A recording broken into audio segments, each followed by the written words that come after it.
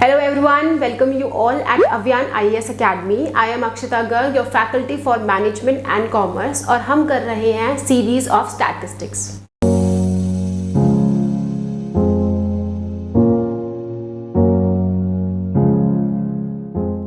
I hope अब तक आपने जो हमने सीरीज कंप्लीट की है या जो हमने अब तक वीडियोस कंप्लीट की हैं of statistics and also of other topics, आपने वो ज़रूर वॉच की होंगी।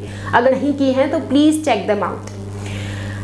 आज का टॉपिक, अगर हम अपनी प्रीवियस टॉपिक को देखते हैं और जो हमने प्रीवियस वीडियो बनाई थी, if you remember and you have gone through that, हमने कवर किया था probability sampling methods. Sampling methods ये हम स्टडी कर रहे थे एंड उसमें हमने बहुत अच्छे से कवर किए all the types and all the methods और प्रोबेबिलिटी सैम्पलिंग, राइट। आज की वीडियो में but obvious we are going to cover the non probability sampling methods, ठीक है। उससे पहले हम एक क्विक रिवाइज ले लेते हैं कि हमने पहली वीडियो में क्या पढ़ा था और हमने वहाँ पे कौन कौन से मेथड्स पढ़े थे। वहाँ पर हमने पढ़ा था प्रोबेबिलिटी सैम्पलिंग। पहले हम देखते हैं सैम्पलिंग क्या होता है, just for a review. Sample हमने देखा था, sample is what, sample is कि हमने एक पॉपुलेशन में से, एक बड़ी पॉपुलेशन में से एक छोटा सा सैम्पल निकाल लिया जो कि पूरी पॉपुलेशन को रिप्रेजेंट कर रहा है, ठीक है। उसके पास सारे वो कैरेक्टरिस्टिक्स होंगे, सारे फैक्टर्स सेम होंगे जो उस पॉपुलेशन पैरामीटर के एग्जैक्टली हैं, राइट। हमने देखा था कि प्रोबेबिलिटी सैम्पलिंग मेथड्स में हमने कुछ मेथड्स देखे थे जो हमारे होते हैं। फर्स्ट हमारा होता है simple random method, right. Second हमने क्या पढ़ा था, सेकेंड हमने पढ़ा था सिस्टमैटिक मेथड। थर्ड हमने क्या पढ़ा था, थर्ड हमने पढ़ा था स्ट्रैटिफाइड सैम्पलिंग मेथड। फोर्थ हमने पढ़ा था cluster sampling methods and last we studied multi stage sampling method. हमने क्या पढ़ा था, प्रोबेबिलिटी सैम्पलिंग मेथड्स में क्या होता है, we have the equal chances of all the events to occur, ठीक है। जैसे कि मान लीजिए मैंने कहा कि मैंने एक कॉइन टॉस किया, व्हाट इज द प्रोबेबिलिटी कि मेरा हेड आएगा and what is the probability कि मेरा टेल आएगा। प्रोबेबिलिटी क्या होता है, प्रोबेबिलिटी हमें देता है दैट कोई भी चीज के होने के जो चांसेस हैं that is it is having equal likely chances of getting occurred. That means कि मेरा हेड आने के चांसेस क्या हैं, इज 0.5, मेरे टेल आने के चांसेस क्या हैं, विच इज 0.5। 0.5 मतलब हमारे आउटकम दो हैं, 1/2 which is equals to 0.5, right. I hope ये समझ में आ गया कि प्रोबेबिलिटी सैम्पलिंग में हम क्या देखते हैं, जब हमारा choice of sample out of random basis होता है, जब हमारा when every element has the equal chance of getting selected, वो मेरा आ जाता है प्रोबेबिलिटी सैम्पलिंग मेथड, ठीक है, जिसमें कि हम रैंडम बेसिस पे जो है अपने एक सैंपल को प्रिपेयर करते हैं। अब एक बात समझते हैं कि ऐसा भी तो हो सकता है कि कई बार क्या होता है कि हमारा रिसर्च टॉपिक या हमारा फाइंडिंग्स का, जिसके अंदर हम जाकर के कुछ फाइंडिंग्स करने वाले हैं, कुछ ऐसा टॉपिक हो जिसमें सब्जेक्टिव एंगल इंक्लूड होता हो, कुछ ऐसा जिसमें क्वालिटेटिव एस्पेक्ट्स इन्वॉल्व होते हो, उसमें हम जाकर के नहीं कर सकते हैं एकदम से रैंडम सैम्पलिंग। फॉर एग्जाम्पल, मैं स्टडी करना चाहती हूँ कि how the symptoms start to appear in cancer patients, या फिर जो कैंसर पेशेंट्स हैं जब वो कीमोथेरेपीज लेते हैं, what all are the side effects that they face, वो कौन से साइड इफेक्ट्स हैं जो वो फेस करते हैं, राइट। डू यू थिंक कि मैं इसमें एक रैंडम बेसिस पे जा सकती हूँ, लेट्स से कि मैंने डेटा को होमोजेनियस स्ट्रैटास में डिफाइन कर लिया, मैंने उसमें से सैंपल निकाला, नो। क्या मैं ऐसा कर सकती हूँ कि मैंने डिफरेंट क्लस्टर्स में मैंने अपना डेटा डिफाइन कर दिया और मैंने एक या दो क्लस्टर्स उठा लिए, नो। क्या मैं रैंडमली उठा सकती हूँ सिस्टमैटिक सैम्पलिंग मेथड्स के थ्रू कि ठीक है, मैंने कहा every third house I will go and check if they have any cancer patients, ऐसा हो सकता है, नहीं। व्हाट विल आई डू, मैं क्या करूंगी, या तो कैंसर स्पेशलिस्ट हॉस्पिटल्स में जाऊंगी, या फिर मैं क्या करूंगी, जो ट्रीटमेंट देते हैं, अदरवाइज थेरेपीज देते हैं, डायग्नोस्टिक सेंटर्स जो हैं जहां पर हमें पता चल सकता है that there are number of patients and their addresses are there. मैं क्या करूंगी, मैं एक बायस्ड अप्रोच लूंगी, एक सब्जेक्टिव अप्रोच लूंगी towards approaching to the patients of cancer, ठीक है। मैं इसमें रैंडम बेसिस पे जा ही नहीं सकती। यहाँ आता है हमारा नॉन प्रोबेबिलिटी सैम्पलिंग इन पिक्चर। नॉन प्रोबेबिलिटी सैम्पलिंग क्या कहता है, जहां पे हमारे सभी इवेंट्स के अकर होने के लाइकली चांसेस इक्वल नहीं होते हैं, राइट। चेक कैंसर पेशेंट्स हैं, you will find, I will say may be in 20 households you will find maybe 1 or 2 cancer patients, right? And this involves the subjective aspects, जिसमें the researcher has to get along with the patient, study the emotions, the feelings of that person, कि जब the patient was going through the chemotherapy, what were the side effects it felt, right? What were the side effects he or she felt, what were the pain, the patient underwent with, जिसके साथ किस तरीके का pen उन्होंने bear किया, कौन कौन सी medicine उन्होंने ली, मेडिसिन के बाद उनका साइड इफेक्ट्स क्या था, किस तरीके से दे साइकोलॉजिकली उन्हें अपने आप को प्रिपेयर किया फॉर द कीमोथेरेपी। सो ये है जिसमें कि हम सब्जेक्टिव एस्पेक्ट को इन्वॉल्व करते हैं, वो मेरा हो जाता है नॉन प्रोबेबिलिटी सैम्पलिंग, राइट। जैसे मान लीजिए मैं दूसरा एग्जांपल लेते हैं, स्टूडेंट्स के करियर चॉइसेस को स्टडी करना चाहती हूँ और मैं जानना चाहती हूँ कि जो स्टूडेंट्स हैं वो किस तरीके से, जो उनका लाइफ में इंटरेस्ट है या जो उनका पैशन है वो उसको कैसे आगे परस्यू करना चाहते हैं। सो मैंने इसमें करा कि लेट्स से कि मैं उन स्टूडेंट्स को स्टडी करना चाहता हूँ जो कि म्यूजिक लाइन में या म्यूजिक इंडस्ट्री में जाना चाहते हैं या जो एंटरटेनमेंट इंडस्ट्री में जाना चाहते हैं, राइट। सो क्या मैं इसमें रैंडम बेसिस पे जा सकती हूँ? नहीं जा सकती, of course, because not, I think from 20 to 25 students 1 और 2 का रेशो होगा जो कि म्यूजिक इंडस्ट्री में अपना इंटरेस्ट रखते होंगे। Not everyone have their interest in the particular industry, right. So मैं इसमें क्या करूंगी, I will go by the means of non probability sampling. या तो मैं किसी थिएटर के बाहर जाऊंगी, आई विल चेक विद दो स्टूडेंट्स, या जहाँ पर म्यूजिक क्लासेस होंगी मैं वहाँ जाकर के स्टूडेंट से कन्वर्सेशंस करूंगी, या मैं उन कॉलेजेस में जाऊंगी जो कि एक subject as a music and dance provide करते हो, राइट। सो कहने का मतलब है कि कई बार जब हमें सब्जेक्टिव स्टडीज भी करनी होती है वहां पर हम क्या करते हैं, नॉन प्रोबेबिलिटी सैम्पलिंग का यूसेज करते हैं। Another point to be noted, क्योंकि हमारे यहाँ पे ऑब्जेक्टिविटी मिसिंग होती है, ऑब्जेक्टिविटी इज व्हाट, जहाँ पे रिसर्चर का इन्वॉल्वमेंट नहीं होता है and without any biasness research conduct की जाती है, ठीक है। इसका मतलब ये नहीं है कि नॉन प्रोबेबिलिटी में क्योंकि हमारी ऑब्जेक्टिविटी मिसिंग होती है तो हमारा यहाँ पे बायसनेस होता है।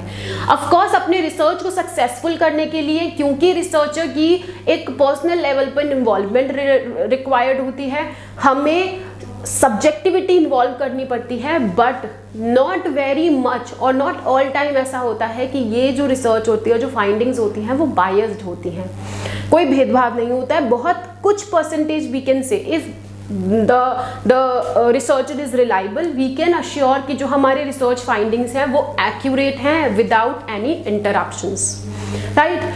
So this is all for the discussion of non probability sampling. अब हम आगे बढ़ेंगे कि नॉन प्रोबेबिलिटी क्या सैम्पलिंग के मेथड्स क्या है, किस तरीके से हम नॉन प्रोबेबिलिटी सैम्पलिंग को के थ्रू हम अपने सैंपल्स को फ्रेम कर सकते हैं, ठीक है। So there are 5 in total methods. So हमारे पास पहले आता है कन्वीनियंस सैम्पलिंग, सेकंड मेरे पास आता है purposive and judgement sampling, third I have quota sampling, then I have snowball sampling and last I have dimensional sampling.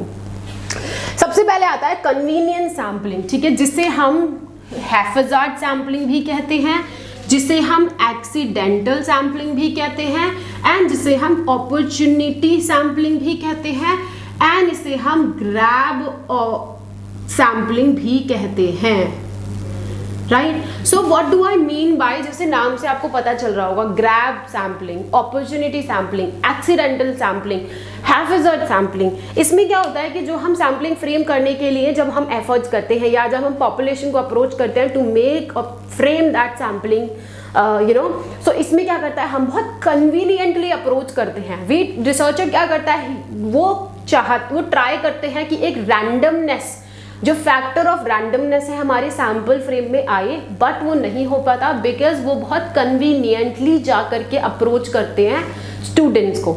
जैसे फॉर एग्जाम्पल मान लीजिए मुझे फेच करना है एक डेटा कि कौन कौन से स्टूडेंट्स हैं फ्रॉम MBA और वो कौन कौन सी स्ट्रीम्स लेने वाले हैं, एंड क्या उनकी मोटिवेशनल ड्राइव्स हैं कि वो HR लेने वाले हैं, फिनेंस लेने वाले हैं, IB लेने वाले हैं, या IT लेने वाले हैं, मार्केटिंग लेने वाले हैं, या whatever streams they are interested to, ठीक है। सो बहुत कन्वीनियंटली व्हाट रिसर्चर डज कि जो कैट की कोचिंग सेंटर्स हैं या जो मे बी इंस्टीट्यूट्स हैं जो कि MBA के कोचिंग्स प्रोवाइड करते हैं, या जो इंस्टीट्यूट्स हैं जहाँ से फाइनल ईयर के ग्रेजुएट्स पास आउट होने वाले हैं, या जो फर्स्ट ईयर के MBA स्टूडेंट्स हैं उनके पास डायरेक्टली उनके पास जाते हैं and they collect the data, fetch the data and उसके बाद वो सैम्पल फ्रेम कर देते हैं। डोंट यू थिंक यहाँ पे रैंडमनेस फैक्टर मिसिंग है? ऑफ कोर्स मिसिंग है, बिकॉज हमने क्या करा, we have very conveniently grab the opportunity, हम डायरेक्ट उस प्लेस पे गए, हमने बहुत कन्वीनियंटली जो हमें चाहिए था उसी से रिलेटेड हम गए, बहुत कन्वीनियंटली हमने डेटा फैच किया एंड हमने अपना रिजल्ट्स फाइंडिंग्स कर दिए। सो ऐसा भी हो सकता है कि वो जो रिजल्ट है जो हमारा सैम्पल पॉपुलेशन हमने बनाया है that may not be representing the entire lot, जो कि हमें MBA के बारे में और इंफॉर्मेशन दे सके, राइट। सो मान लीजिए हम अगर स्टडी करना चाहते हैं कैंसर पेशेंट्स के लिए, ठीक है, सो हमने क्या करा, हम किसी स्पेशलाइज्ड हॉस्पिटल में चले गए, we fetch the data and हमने उनसे जाकर के डायरेक्टली हमने उनसे इन्फॉर्मेशन ले ली। So this is very convenient form of sampling, यहाँ पे कोई रैंडमनेस नहीं है। So this is non probability sampling.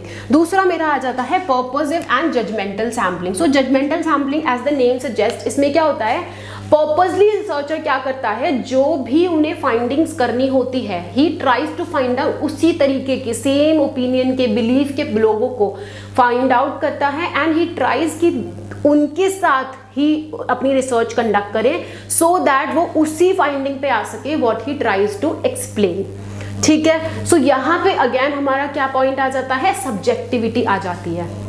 ठीक है, सो ये हमारा आ जाता है पर्पसिव एंड जजमेंटल सैम्पलिंग, जहाँ पे कि हम पर्पसली जो रिसर्चर है अप्रोच ही उन लोगों को कर रहे हैं जिनके ओपिनियन एंड बिलीव्स मैच कर रहे हैं with the finding, with the objectives of the research. लोगों का जिनसे आप डेटा ले रहे हो उनका ओपिनियन ऑलरेडी मैच कर रहा है with the objective of the research. So क्या ये हमें एक्यूरेट इंफॉर्मेशन दे रहा है, क्या ये हमें एक्यूरेट फाइंडिंग्स दे रहा है? नहीं, because what the believe people have वही हमारे ऑब्जेक्टिव्स हैं, तो वो अलाइन करेगा ही करेगा, right. In the other sense that means this is not representing the entire population. So हम ये कह सकते हैं हमारी जो रिसर्च है मे और मे नॉट बी एक्यूरेट। ठीक है, थर्ड मेरा आ जाता है कोटा सैम्पलिंग। सो कोटा सैम्पलिंग में क्या होता है, मैं कुछ कैरेक्टरिस्टिक्स के बेसिस पर, राइट, हम कुछ कैरेक्टरिस्टिक्स के बेसिस पर, मे बी वो क्या हो सकता है, जेंडर हो सकता है, वो मे बी इनकम हो सकता है, वो मे बी सेक्स हो सकता है, मेल फीमेल हो सकता है, वो मैरिटल स्टेटस हो सकता है, ठीक है, वो किसी भी एक फैक्टर के बेसिस पर जब मैं पॉपुलेशन को अप्रोच करना शुरू करती हूँ वो मेरा बन जाता है कोटा सैम्पलिंग। दैट मीन्स मैंने उसको पॉपुलेशन को इन कोटास डिफाइन कर दिया एंड ऑन दैट बेसिस मैं अपना सैंपल फ्रेम कर रही हूँ। ठीक है, फॉर एग्जाम्पल मैंने कहा कि मैं एक for example I am going to establish a manufacturing unit. So मैंने कहा कि जो इन्फेंट्स हैं, जो 0 से 3 साल तक के बच्चे हैं, जो न्यू बॉर्न है, न्यू बॉर्न से 3 साल तक के बच्चे जो हैं, मुझे उनके लिए रिसर्च कंडक्ट करनी है। मैंने एक कोटा कैटेगरी दे दी एज लिमिट की 0 to 3। सो ये मेरा कोटा कैटेगरी में आ जाएगा जिसके बेसिस पर ही मैं अपनी रिसर्च कंडक्ट कर रही हूँ। यहाँ पे रैंडमनेस नहीं है, but researcher will be very particular to approach उन लेडीज के पास जिनके just they have newly born babies और just 1 or 2 or 3 years old. ठीक है, देन मेरा आ जाता है ओके, सो इसके बाद पढ़ते हैं हम dimensional. So dimensional is the extension of quota sampling. So क्या होता है डायमेंशनल में, so as the name suggest dimensional. Dimension क्या होती हैं, जो भी मतलब डायमेंशंस होती हैं किसी चीज की। आई वुड से अगर स्क्वायर को देखें तो स्क्वायर के 4 डायमेंशंस होते हैं, राइट। सो अगर मैं यहाँ पे बात करती हूँ तो यहाँ पे मल्टीपल फैक्टर्स को कंसीडर किया जाता है। सो जैसे हमने देखा कि कोटा सैम्पलिंग में कोई भी एक फैक्टर उठा लेंगे, उसके बेसिस पे क्लासिफिकेशन करते हैं, उसी कैरेक्टरिस्टिक के बेसिस पे अपना रिसर्च कंडक्ट किया जाता है एंड रैंडमनेस मिसिंग होती है यहाँ पे, क्योंकि रिसर्चर इज वेरी पर्टिकुलर उसी पर्टिकुलर कैरेक्टरिस्टिक के बेसिस पे अपने सैंपल को डिफाइन करने के लिए। डायमेंशनल में क्या होता है, हम मल्टी फैक्टर्स कंसीडर करते हैं। फॉर एग्जाम्पल मैंने क्या करा, मैंने कहा कि 0 to 3 years के बच्चे एंड दे मे बी वो फीमेल्स होनी चाहिए। ठीक है, वो फीमेल्स होनी चाहिए एंड स्पेशली वो रूरल एरिया की होनी चाहिए। अगर मैंने उन्हें मल्टी फैक्टर्स में डिफाइन कर दिया, मैंने उसे बहुत ज़्यादा रिफाइन कर दिया, तो मेरी रिसर्च भी उसी तरीके से कंडक्ट होगी। सो डायमेंशनल सैम्पलिंग में क्या होता है, जब मैं मल्टीपल फैक्टर्स देती हूँ, पहले मैंने कहा कि जो बेबीज़ हैं मैं उन पे इन्फेंट्स पे मैं स्टडी करना चाहती हूँ, 0 to 3 ईयर्स के बच्चे।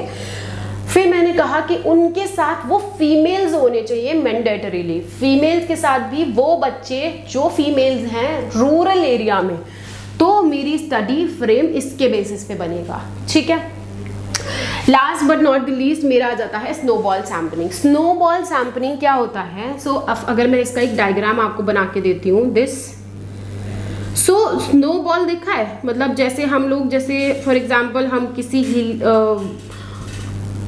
स्नोई एरिया पे जाते हैं, वहाँ पे हमने देखा है अगर हम थोड़ा सा भी स्नो को रोल करते हैं, जैसे मान लीजिए ये है, यहाँ पे हमने स्नो को रोल किया, वो और थोड़ा सा बड़ा हो गया, फिर यहाँ पे और थोड़ा सा बड़ा हो गया, यहाँ पे और थोड़ा सा बड़ा हो गया, and then it turn into a big गोला, अ बिग स्नोबॉल।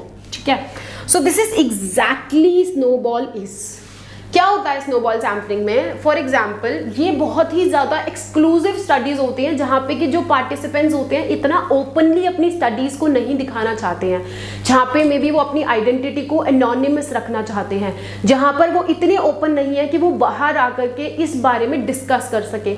अगर हम एग्जाम्पल ले, फॉर एग्जाम्पल अगर मैं स्टडी करना चाहती हूँ कि कितना रेट है जो इंडिया में प्रिवेल करता है पॉपुलेशन का जो अफेक्टेड है HIV एड्स से, ठीक है, सो क्या होगा कि मेरे को मान लीजिए किसी एक पर्सन का पता चला, ठीक है, इसमें क्या होता है, एक तरीके से नेटवर्किंग बिल्ट होती है, ठीक है। एक इनिशियल पर्सन से मैं मिली, उसने मुझे बताया 2 और लोगों के बारे में, फिर इस पर्सन ने मुझे 2 और के बारे में बताया, इन्होंने मुझे इसके बारे में बताया, इसने इसके बारे में, इन्होंने इसके बारे में, इन्होंने और 3 लोगों का नाम दिया, ऐसे करके मेरा सैंपल फ्रेम बनता जाता है। I started with single 1 person और इससे वो चेन चलती चली गई, ठीक है। और ये आई विल रिपीट अगेन, ये वहाँ पर होता है जहाँ पर लोग इतनी ओपनली आकर के स्टडीज़ नहीं कंडक्ट करते हैं या इतना ओपनली आकर के बात नहीं करते हैं। जैसे फॉर एग्जाम्पल मैं बात करना चाहती हूँ डिवोर्स को लेकर के, ठीक है, वो कौन कौन से मैरिटल फैक्टर्स होते हैं जिसकी वजह से डिवोर्सेस होते हैं, ठीक है। और मैं उसमें बेसिकली एक विमेन का एस्पेक्ट पढ़ना चाहती हूँ, that what all they face, may be वो मेल डोमिनेंस फेस करती हैं, या मे बी वो डोमेस्टिक वायलेंस फेस करती हैं, या वो फैमिली प्रेशर फेस करती हैं, या वो किस तरीके से ये चीज़ अनफोल्ड होती है। मान लीजिए मैं वो स्टडी करना चाहती हूँ and this is something very sensitive, and इस टॉपिक पे let's say the women in society are not very open to share, वो नहीं खुल करके शेयर करना चाहती हैं। सो मैंने क्या करा, मैंने एक बंदे से लिया नेटवर्क, मैंने एक पर्सन से मैंने अपना रिसर्च करा, मैंने एक सर्वे किया, उन्होंने मुझे आगे 2 का नाम बताया, फिर this person gave me the other 2, इन्होंने मुझे इनका बताया, एंड ऐसे करके मेरा सैम्पल फ्रेम होता चला जाता है, right. So that is why it is called a snowball, because again I will say, जैसे होता है ना, लाइक हम वहाँ जाते हैं, ठंडी जगह पर जाते हैं, सो क्या होता है कि हमारा छोटा सा जैसे जैसे रोल होता है, सो वो जो आइस है ये अपने साथ उसको साइज को बड़ा करता जाता है, उसमें आइस ऐड होती जाती है। So that is why it is called snowball, because उसमें जैसे जैसे नेटवर्किंग बढ़ता जाता है उसमें लोग ऐड होते जाते हैं, right. Again I will tell you कि इसमें ये सैम्पलिंग हमारी वहाँ काम आती है जहाँ पर बहुत सेंसिटिव मैटर्स होते हैं, मेनली जहाँ जो लोग हैं वो इतने ओपन नहीं होते हैं to talk about the topic, या फिर जहाँ पर जो प्रोपोर्शन है उस पर्टिकुलर टॉपिक को लेके जिसके लेकर के हम सर्वे कंडक्ट कर रहे हैं वो बहुत एक्सक्लूसिव है कि हमें बहुत चुनिंदा लोगों को जाकर के ही अप्रोच करना पड़ेगा। क्लियर है? So this was all for non probability sampling. एक बार एक रिवाइज देख लेते हैं हमने क्या पढ़ा। यहाँ पे हमने 5 मेथड्स पढ़े हैं। पहला हमारा था कन्वीनियंस सैम्पलिंग। कन्वीनियंस सैम्पलिंग को हम एक्सीडेंटल सैम्पलिंग भी कहते हैं, हैफेजार्ड सैम्पलिंग भी कहते हैं, एंड हम ग्रैब सैम्पलिंग भी कहते हैं, अपॉर्चुनिटी सैम्पलिंग भी। Opportunity sampling and convenience sampling से मैं क्या समझती हूँ कि मैंने इतना कन्वीनियंटली अपना डेटा फैच किया, मैं उस जगह चली गई जहाँ पे मेरे को बहुत ईजीली मेरा डेटा मिल जाएगा to match with the objectives of the research. ये मेरा कन्वीनियंस सैम्पलिंग हो गया। उसके बाद मेरा आता है purposive and judgemental sampling. Judgemental sampling क्या कहता है जिस तरीके से मैंने अपनी रिसर्च को फ्रेम किया है, मैं उन्हीं लोगों को ढूंढूंगी, चाहे वो कहीं भी हो, मैं उन्हीं लोगों को ढूंढूंगी जिनके बिलीव्स एंड ओपिनियंस मैच करते हैं with the objective of the research. मैं उनके साथ सर्वे कंडक्ट करूंगी and I will give the findings, right. इसमें क्या आ गया, इन्वॉल्वमेंट ऑफ रिसर्चर आ गया। एंड कैसे आ गया, क्योंकि एक ऐसा टॉपिक होगा जिसमें सब्जेक्टिविटी रिक्वायर्ड होगी। देन मेरा आ गया कोटा सैम्पलिंग। कोटा सैम्पलिंग में मैंने बताया हम कोई सा भी एक फैक्टर के बेसिस पे हम अपनी पॉपुलेशन को कैटेगराइज करते हैं और उसके बेसिस पर ही हम जा करके अपना फ्रेम डिफाइन करते हैं। देन मेरा आता है डायमेंशनल सैम्पलिंग। डायमेंशनल मैंने आपको बताया जैसे कि साइज बताता है, तो हम क्या करते हैं इसमें मल्टी फैक्टर्स को कंसीडर करते हैं टू फ्रेम वन सैम्पल। जैसे फॉर एग्जाम्पल मैंने एग्जाम्पल दिया था, मैंने क्या करा कि 0 से 3 ईयर्स के बच्चे चाहिए, जो बच्चे हैं वो फीमेल्स होनी चाहिए एंड वो रूरल एरिया से एसोसिएटेड होनी चाहिए, हमें उनकी स्टडी करनी है, ठीक है। सो ये क्या है, ये क्वेश्चन हमारा एनटीए में आ चुका है। Don't forget that which of the following is the method and sampling method, जो कि है extension of quota sampling. This is dimensional sampling, जिसमें हम मल्टी फैक्टर्स को कंसीडर करते हैं। लास्ट आ जाता है हमारा स्नोबॉल सैम्पलिंग। स्नोबॉल सैम्पलिंग क्या होता है, हम 1 या 2 लोगों से शुरू करते हैं अपनी सैम्पलिंग को फ्रेम करने से, और उसके बाद गैदरिंग और collecting information from those individual हम अपना नेटवर्क बड़ा करते जाते हैं। मतलब 1 से 2 का पता चलता है, 2 से 4 का, 4 से 8 का, 8 से 16 का, 16 से 32 का, एंड ऐसे हम अपनी सैम्पल फ्रेम के साइज को बड़ा करते जाते हैं। So I think this was all for non probability sampling. Keep watching and staying connected with Avyan IAS Academy for further videos. Thank you so much.